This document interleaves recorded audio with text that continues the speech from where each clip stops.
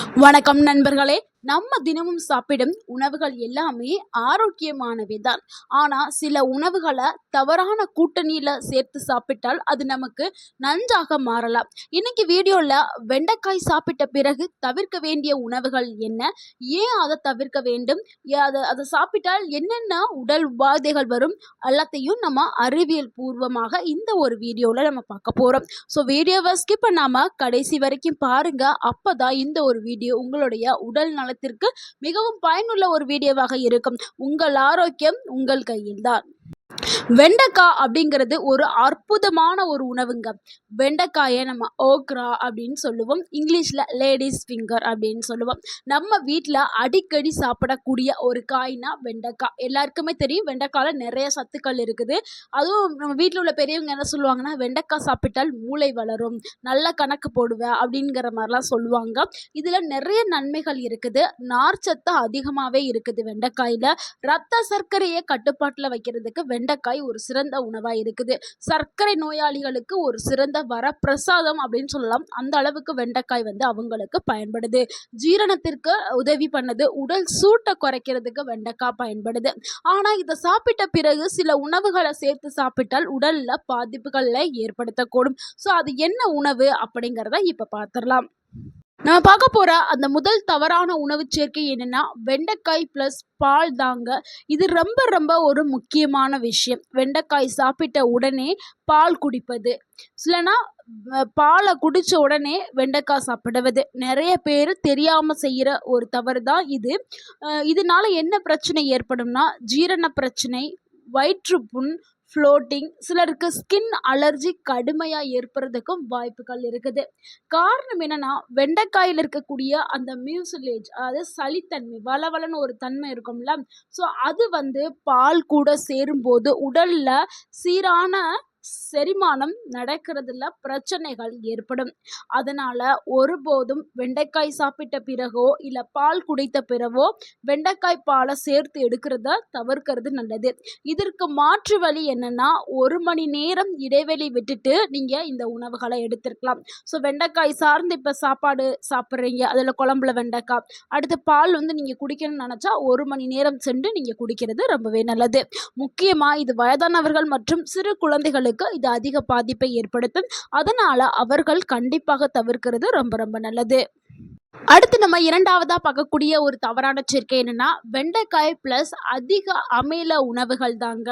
அது என்ன அதிக அமிலம் அப்படின்னு நீங்க கேட்கலாம். அதாவது ஆசிட் நிறைந்த உணவுகள். எதெல்லாம் ஆசிட் அதிகமாக இருக்குது? சிட்ரஸ் ஃப்ரூட்ஸ் எல்லாத்துலேயுமே இருக்கும். லெமன் ஜூஸ், ஆரஞ்சு பழம், லெமன், இது நெல்லிக்காய், இது எல்லாத்துலேயுமே என்ன இருக்கும்னா அமிலம் அதிகமாக இருக்கும். ஸோ வெண்டைக்காய் சாப்பிட்ட பிறகு இந்த உணவுகளை எடுக்கிறத தவிர்க்கிறது ரொம்ப ரொம்ப நல்லது. மக்கள் தெரியாமல் செய்யக்கூடிய ஒரு சிறிய தவறு மிகப்பெரிய பிரச்சனையில் கொண்டு போய் விடுது. ஸோ எப்போவுமே வெண்டைக்காய் சாப்பிட்டதுக்கு பிறகு ஒரு ஆரஞ்சு பழம் சாப்பிட்றதோ, இல்லை ஆரஞ்சு ஜூஸ் குடிக்கிறதோ, இல்லை லெமன் ஜூஸ் குடிக்கிறதோ, லெமன் ஐட்டம்ஸ் எதுவுமே சாப்பிட்றத தவிர்க்கிறது ரொம்பவே நல்லது. இதனால் என்ன ஆகும்னா, வயிற்றில் அசிடிட்டி உருவாக ஆரம்பிக்கும். உங்களுடைய செரிமானம் ரொம்பவுமே ஸ்லோவாயிரும். ஸோ செரிமானம் பிரச்சனைகள் ஏற்படுறதுக்கு வாய்ப்புகள் அதிகமாக இருக்குது. அதனால் வெண்டைக்காய் plus orange juice, lemon juice, நார்த்தங்காய், சாத்துக்குடி ஜூஸ், இந்த மாதிரி பழங்களையும் சாப்பிட்றத தவிர்க்கணும். ஜூஸ் குடிக்கிறதையும் தவிர்க்கணும். இதற்கு மாற்று வழி என்னன்னா, வெண்டைக்காய் சாப்பிட்டதுக்கு 1 மணி நேரம் இடைவெளி விட்டுட்டு நீங்க இந்த அமிலம் நிறைந்த பழங்களை எடுத்துக்கிறலாம். அடுத்து நம்ம மூன்றாவதா பார்க்கக்கூடிய ஒரு தவறான சேர்க்கை என்னன்னா, வெண்டைக்காய் பிளஸ் அதிக தயிர் தாங்க. பல வீடுகளில் வெண்டைக்காய் பொரியல் சாப்பிட்ட உடனே தயிர் சாதம் சாப்பிட்ற பழக்கம் இருக்குது. இது சிலருக்கு பெரிய பிரச்சனைகளை கொடுக்கலாம். ஸோ வெண்டைக்காயில் இருக்கக்கூடிய ஸ்டிக்கி ஃபைபர், அது தயிரில் இருக்கக்கூடிய லாக்டிக் ஆசிட் ரெண்டுமே சேரும்போது வயிற்றில் ஃப்ளோட்டிங், வாய்வு, ஹெவினஸ், செரிமான பிரச்சனை இதெல்லாம் ஏற்படுறதுக்கு வாய்ப்பு இருக்குது. முக்கியமாக யாருக்கு இது அதிக பிரச்சனையை தரும்னா, குடல் சார்ந்த பிரச்சனை இருக்கக்கூடிய நபர்களுக்கு, சீரண பிரச்சனை இருக்கக்கூடிய நபர்களுக்கு, வயிறு உபசம் இருக்கிறவங்க இந்த சேர்க்கையை தவிர்க்கிறது ரொம்ப ரொம்ப நல்லது. நிறைய பேர் வெண்டைக்காயை பொரிச்சு தயிர் சாதம், தயிர் நிறைய ஊற்றி தயிருக்கு சைடிஷாக வச்சு சாப்பிட்ற வழக்கம் வச்சுருப்பாங்க. இனிமே இந்த ஒரு தவறை செய்யாதீர்கள். வெண்டைக்காய் சாப்பிட்ட 1 1 மணி நேரத்திற்கு பிறகு நீங்க தயிரை வந்து எடுத்துக்கலாம். மதியத்துல வெண்டைக்காய் இருந்துச்சுன்னா நீங்க தயிரை அவாய்ட் பண்றது நல்லது. வேற ஒரு நாள் நீங்க தயிர் சாப்பிட்றது ரொம்பவே நல்லது.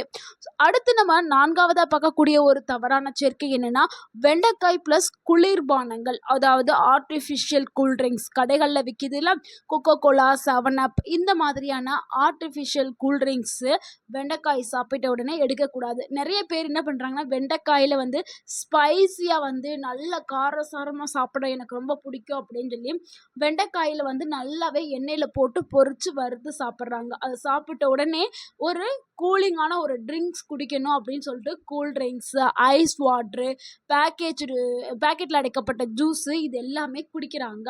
ஸோ இது பெரிய பெரிய ஒரு மிஸ்டேக், மிகப்பெரிய ஒரு தவறு. ஏன்னா வெண்டைக்காயில் இருக்கக்கூடிய அந்த சாலபிள் ஃபைபர் இது ஜீரணமாகறதுக்கு நேரம் எடுத்துக்கிறோம். அதுக்குள்ள வந்து ஐஸ் இந்த கூல் ட்ரிங்க்ஸ் எல்லாம் குடித்தா என்ன ஆகும்னா, செரிமானம் ரொம்பவே ஸ்லோவாக ஆரம்பிக்கும். இதனால் ஸ்டொமக் அப்செட் ஆக ஆரம்பிக்கும், அசிடிட்டி ஆகும், வாய்வு ஃபார்மேஷன் உருவாக ஆரம்பிக்கும், கேஸ் எல்லாம் ஃபார்ம் ஆகிரும். இதனால் இந்த ஒரு சேர்க்கையை தவிர்க்கிறது ரொம்ப ரொம்ப நல்லது. முக்கியமாக யார் தவிர்க்கணும்னா, குழந்தைகள், வயதானவர்கள், செரிமானத்தன்மை கம்மியாக இருக்கக்கூடிய நபர்கள் இதை கவனமாக கையாளணும், இல்லை தவிர்க்கிறது ரொம்ப ரொம்ப நல்லது. இதற்கான சரியான வழி என்னென்னா, வெண்டைக்காய் சாப்பிட்டதுக்கு பிறகு நீங்கள் வெந்நீர் குடிக்கலாம், இல்லைன்னா ஜீரக தண்ணீர் குடிக்கலாம், சிறிதளவு வந்து மோர் எடுத்துக்கலாம். அதுதான் ரொம்பவுமே நல்லது. ஆர்டிஃபிஷியல் கூல்ட்ரிங்க்ஸ் குடிக்கிறத தவிர்க்கிறது ரொம்ப ரொம்ப நல்லது. அடுத்து நம்ம 5வதா பார்க்கக்கூடிய ஒரு தவறு என்னன்னா, வெண்டைக்காய் பிளஸ் அதிக எண்ணெய் பொரியல் தாங்க. வெண்டைக்காய் ரொம்பவுமே ஒரு ஆரோக்கியமான உணவு. ஆனால் அதை போய் ரொம்ப டீப்பாக ஃப்ரை பண்ணி சாப்பிடுவாங்க. அப்படி எண்ணெயில் போட்டு பொரிச்சு வறுத்து எடுத்து சாப்பிடும்போது அதனுடைய நன்மைகள் எல்லாமே போயிடும். அதில் இருக்கக்கூடிய ஊட்டச்சத்துக்கள் முழுமையாக போயிடும். நம்ம வெறும் டேஸ்ட்டுக்காக வெறும் அந்த வெண்டைக்காயோட சக்கையை தான் சாப்பிட்றோம். ஸோ வெண்டைக்காய் chips, oily fry, repeated oil cook பண்ணி சாப்பிட்றது இது எல்லாமே ரொம்ப ரொம்ப தவறான விஷயம். இதெல்லாம் நீங்கள் பண்ணிங்கன்னா cholesterol, acidity, weight gain, liver stress இதெல்லாமே அதிகரிக்கலாம். மேலும் வெண்டைக்காயில் இருக்கக்கூடிய நார்ச்சத்து அதிக எண்ணெயை உறிஞ்சும் தன்மை கொண்டது. ஸோ அதனால் வெண்டைக்காயை எப்போவுமே ரொம்ப போட்டு எண்ணெயில் போட்டு வறுத்து பொரித்து சாப்பிடாதீர்கள். நார்மலாக ஒரு பொரியல் வைக்கிறீங்க, கூட்டு வைக்கிறீங்கன்னா ஓகே, ரொம்பவும் எண்ணெயில் போட்டு பொரிச்சு எடுக்காதீங்க. ஸோ அப்படி செஞ்சீங்கன்னா உங்கள் உடலுக்கு ரொம்ப ரொம்ப கெடுதியை கொடுக்கும்.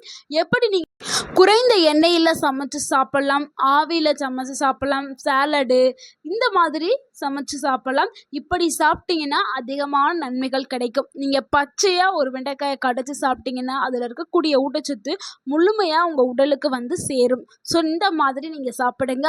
அதிகமாக எண்ணெயில் மட்டும் பொரிக்காதீங்க. அடுத்து நம்ம பார்க்கக்கூடிய ஒரு தவறான சேர்க்கை என்னென்னா, வெண்டைக்காய் ப்ளஸ் அதிக இனிப்பு தாங்க. சிலர் வந்து சாப்பிட்டு முடித்த உடனே ஏதாவது ஒரு ஸ்வீட் சாப்பிடணும்னு நினைப்பாங்க.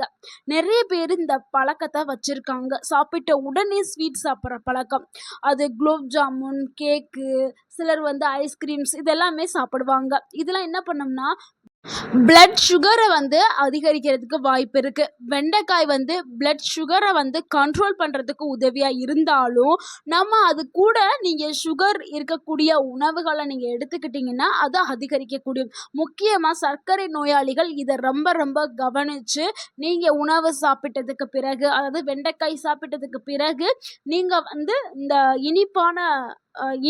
இனிப்புகளை வந்து இந்த ஜிலேபி, லட்டு இந்த மாதிரியான இனிப்புகளை சாப்பிட்றத தவிர்க்கிறது ரொம்ப ரொம்ப நல்லது. இதற்கு மாற்று வழி அப்படி என்னென்னா, நீங்கள் வெண்டைக்காய் சாப்பிட்டதுக்கு பிறகு பழங்கள் எடுத்துக்கலாம், நட்ஸ் எடுத்துக்கலாம். அடுத்து நல்ல ஒரு வார்மான ஹெர்பல் ட்ரிங்கு இல்லை ஹெர்பல் டீ, வாட்டர் அந்த மாதிரி எடுத்துக்கிறது ரொம்பவே நல்லது. நம்ம பார்த்த இந்த தவறான சேர்க்கை யாருக்கெல்லாம் அதிக பாதிப்பை தரலாம்னா, சர்க்கரை நோயாளிகளுக்கு, கேஸ்ட்ரிக் ப்ராப்ளம் இருக்கிறவங்களுக்கு, வயதானவர்களுக்கு, குழந்தைகளுக்கு, குடல் சார்ந்த பிரச்சனை இருக்கிறவங்களுக்கு, ஃபேட்டி லிவர் நோயாளிகளுக்கு இது வந்து கூடுதலான பாதிப்பை கொடுக்கறதுக்கு வாய்ப்பு அதிகமாக இருக்குது. அதனால இவர்கள் எல்லாருமே இந்த சேர்க்கையை தவிர்க்கிறது ரொம்ப ரொம்ப நல்லது. நண்பர்களே, வெண்டைக்காய்ங்கிறது ஒரு அற்புதமான உணவுங்க. ஆனா, எந்த உணவோடு நீங்க எடுக்குறீங்க அப்படிங்கிறது தான் விஷயமே.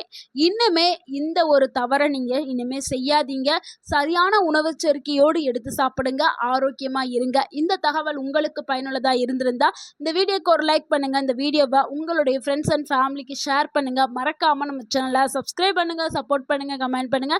தேங்க் யூ ஃபார் வாட்சிங் அண்ட் வாழ்க வளமுடன். உங்கள் ஆரோக்கியம் உங்கள் கையில் தான். நன்றி, வணக்கம்.